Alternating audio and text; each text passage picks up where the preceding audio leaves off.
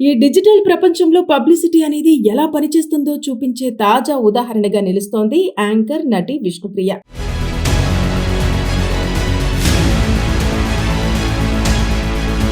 ఈమె చుట్టూ నెలకొన్న వివాదం నిన్న మొన్నటి నుంచి మనం చూస్తూనే ఉన్నాం. సోషల్ మీడియా ద్వారా యువతను తప్పుదోవ పట్టిస్తోందంటూ అనేక రకాల విమర్శలు ఈమె పైన రావటం మనం విన్నాం.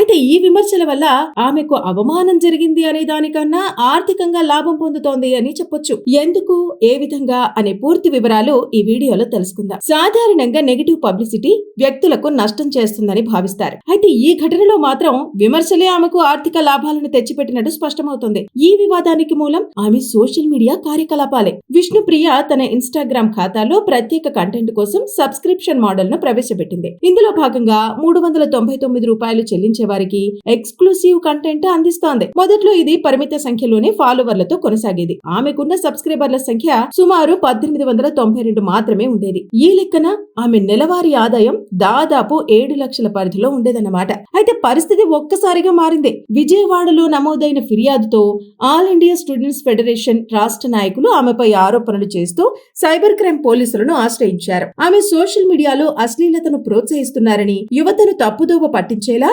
అర్ధనగ్న వీడియోలు, ఫోటోలు పోస్టు చేస్తున్నారని ఫిర్యాదులో పేర్కొన్నారు. ఆమె ఇన్స్టాగ్రామ్ ఖాతాను బ్లాక్ చేయాలని కూడా వారు డిమాండ్ చేశారు. ఈ ఫిర్యాదు నమోదైన వెంటనే ఈ అంశం మీడియా దృష్టిని ఆకర్షించింది. టీవీ ఛానళ్లు, డిజిటల్ మీడియా, సోషల్ మీడియా ప్లాట్ఫామ్లలో ఈ విషయం వేగంగా వైరల్ అయింది. ఒకవైపు విమర్శలు వెల్లువెత్తుతుండగా మరోవైపు ప్రజల్లో క్యూరియాసిటీ కూడా పెరిగింది. అసలు ఆమె పోస్ట్ చేస్తున్న కంటెంట్ ఏంటి అనే ఆసక్తితో చాలా మంది ఆమె ప్రొఫైల్ ను సందర్శించడం ప్రారంభించారు. ఇక ఇదే సమయంలో డిజిటల్ సైకాలజీ చెప్పే స్టడీస్ అండ్ ఎఫెక్ట్ స్పష్టంగా కనిపించింది.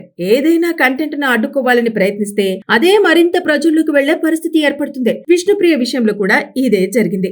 ఆమెపై వచ్చిన విమర్శలు, కేసు కారణంగా ఆమె కంటెంట్ పై ఆసక్తి పెరిగి పెద్ద సంఖ్యలో సబ్స్క్రైబర్లు చేరారు. దీంతో ఆమె సబ్స్క్రైబర్ల సంఖ్య గణనీయంగా పెరిగింది. కేసు నమోదు కాకముందే 1892గా ఉన్న ఈ సంఖ్య వివాదం ముదిరిన తర్వాత 4832కు చేరింది.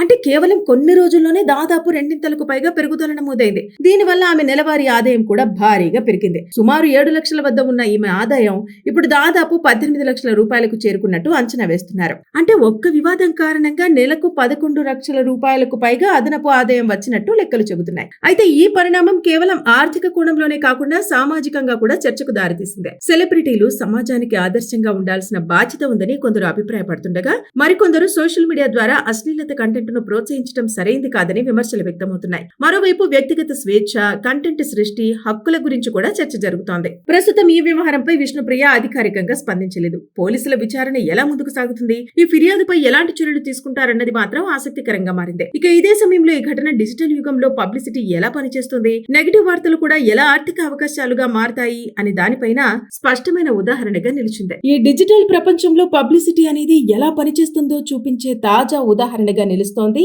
యాంకర్ నటి విష్ణుప్రియ.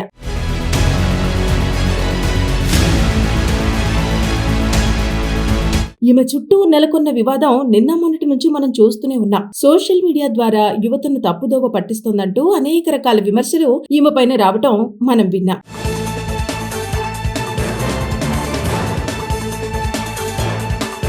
అయితే ఈ విమర్శల వల్ల ఆమెకు అవమానం జరిగింది అనే దానికన్నా ఆర్థికంగా లాభం పొందుతోంది అని చెప్పొచ్చు. ఎందుకు, ఏ విధంగా అనే పూర్తి వివరాలు ఈ వీడియోలో తెలుసుకుందాం. సాధారణంగా నెగటివ్ పబ్లిసిటీ వ్యక్తులకు నష్టం చేస్తుందని భావిస్తారు. అయితే ఈ ఘటనలో మాత్రం విమర్శలే ఆమెకు ఆర్థిక లాభాలను తెచ్చిపెట్టినట్టు స్పష్టమవుతుంది. ఈ వివాదానికి మూలం ఆమె సోషల్ మీడియా కార్యకలాపాలే. విష్ణుప్రియ తన ఇన్స్టాగ్రామ్ ఖాతాలో ప్రత్యేక కంటెంట్ కోసం సబ్స్క్రిప్షన్ మోడల్ ను ప్రవేశపెట్టింది. ఇందులో భాగంగా $399 చెల్లించే వారికి ఎక్స్క్లూసివ్ కంటెంట్ అందిస్తోంది. మొదట్లో ఇది పరిమిత సంఖ్యలోనే ఫాలోవర్లతో కొనసాగేది. ఆమెకున్న సబ్స్క్రైబర్ల సంఖ్య సుమారు 1892 మాత్రమే ఉండేది. ఈ లెక్కన ఆమె నెలవారీ ఆదాయం దాదాపు 7 లక్షల పరిధిలో ఉండేదన్నమాట. అయితే పరిస్థితి ఒక్కసారిగా మారింది. విజయవాడలో నమోదైన ఫిర్యాదుతో ఆల్ ఇండియా స్టూడెంట్స్ ఫెడరేషన్ రాష్ట్ర నాయకులు ఆమెపై ఆరోపణలు చేస్తూ సైబర్ క్రైమ్ పోలీసులను ఆశ్రయించారు. ఆమె సోషల్ మీడియాలో అశ్లీలతను ప్రోత్సహిస్తున్నారని, యువతను తప్పుదోవ పట్టించేలా అర్ధనగ్న నగ్న వీడియోలు, ఫోటోలు పోస్టు చేస్తున్నారని ఫిర్యాదులో పేర్కొన్నారు. ఆమె ఇన్స్టాగ్రామ్ ఖాతాను బ్లాక్ చేయాలని కూడా వారు డిమాండ్ చేశారు. ఈ ఫిర్యాదు నమోదైన వెంటనే ఈ అంశం మీడియా దృష్టిని ఆకర్షించింది. టీవీ ఛానళ్లు, డిజిటల్ మీడియా, సోషల్ మీడియా ప్లాట్ఫామ్లలో ఈ విషయం వేగంగా వైరల్ అయింది. ఒకవైపు విమర్శలు వెల్లువెత్తుతుండగా మరోవైపు ప్రజల్లో క్యూరియాసిటీ కూడా పెరిగింది. అసలు ఆమె పోస్ట్ చేస్తున్న కంటెంట్ ఏంటి అనే ఆసక్తితో చాలా మంది ఆమె ప్రొఫైల్ ను సందర్శించడం ప్రారంభించారు. ఇక ఇదే సమయంలో డిజిటల్ సైకాలజీ చెప్పే స్టడీస్ అండ్ ఎఫెక్ట్ స్పష్టంగా కనిపించింది. ఏదైనా కంటెంట్ ను అడ్డుకోవాలని ప్రయత్నిస్తే అదే మరింత ప్రజల్లోకి వెళ్లే పరిస్థితి ఏర్పడుతుంది. విష్ణుప్రియ విషయంలో కూడా ఇదే జరిగింది. ఆమెపై వచ్చిన విమర్శలు, కేసు కారణంగా ఆమె కంటెంట్ పై ఆసక్తి పెరిగి పెద్ద సంఖ్యలో సబ్స్క్రైబర్లు చేరారు. దీంతో ఆమె సబ్స్క్రైబర్ల సంఖ్య గణనీయంగా పెరిగింది. కేసు నమోదు కాకముందే 1892గా ఉన్న ఈ సంఖ్య వివాదం ముదిరిన తర్వాత 4832కు చేరింది. అంటే కేవలం కొన్ని రోజుల్లోనే దాదాపు రెండింతలకు పైగా పెరుగుదల నమోదైంది. దీనివల్ల ఆమె నెలవారీ ఆదాయం కూడా భారీగా పెరిగింది. సుమారు 7 లక్షల వద్ద ఉన్న ఈమె ఆదాయం ఇప్పుడు దాదాపు 18 లక్షల రూపాయలకు చేరుకున్నట్టు అంచనా వేస్తున్నారు. అంటే ఒక్క వివాదం కారణంగా నెలకు 11 లక్షల రూపాయలకు పైగా అదనపు ఆదాయం వచ్చినట్టు లెక్కలు చెబుతున్నాయి. అయితే ఈ పరిణామం కేవలం ఆర్థిక కోణంలోనే కాకుండా సామాజికంగా కూడా చర్చకు దారితీసింది. సెలబ్రిటీలు సమాజానికి ఆదర్శంగా ఉండాల్సిన బాధ్యత ఉందని కొందరు అభిప్రాయపడుతుండగా మరికొందరు సోషల్ మీడియా ద్వారా అశ్లీలత కంటెంట్ ను ప్రోత్సహించడం సరైంది కాదని విమర్శలు వ్యక్తమవుతున్నాయి. మరోవైపు వ్యక్తిగత స్వేచ్ఛ, కంటెంట్ సృష్టి హక్కుల గురించి కూడా చర్చ జరుగుతోంది. ప్రస్తుతం ఈ వ్యవహారంపై విష్ణుప్రియ అధికారికంగా స్పందించలేదు. పోలీసుల విచారణ ఎలా ముందుకు సాగుతుంది, ఈ ఫిర్యాదుపై ఎలాంటి చర్యలు తీసుకుంటారన్నది మాత్రం ఆసక్తికరంగా మారింది. ఇక ఇదే సమయంలో ఈ ఘటన డిజిటల్ యుగంలో పబ్లిసిటీ ఎలా పనిచేస్తుంది, నెగటివ్ వార్తలు కూడా ఎలా ఆర్థిక అవకాశాలుగా మారతాయి అనే దానిపైన స్పష్టమైన ఉదాహరణగా నిలిచింది.